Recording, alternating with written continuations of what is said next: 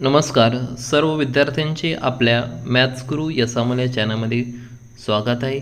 विद्यार्थी मित्रांनो, आज इयत्ता 5वी शिष्यवृत्ती आणि इयत्ता 8वी शिष्यवृत्ती परीक्षेचा निकाल जाहीर झालेला आहे. तुम्हाला आपलं नाव अंतिम गुणवत्ता यादीमध्ये पाहायचं असेल तर तुम्हाला याच व्हिडिओच्या डिस्क्रिप्शन बॉक्समध्ये मी ती लिंक देत आहे. तुम्हाला आपले नाव यादीमध्ये चेक करायचं असेल तर तुम्हाला इथे 2 नंबर ऑप्शन गुणवत्ता यादी दिसत आहे. ठीक आहे, इथे तुम्हाला गुणवत्ता यादीवर ओके केल्यानंतर 5th स्टँडर्ड आणि 8th स्टँडर्ड असं दिसत आहे.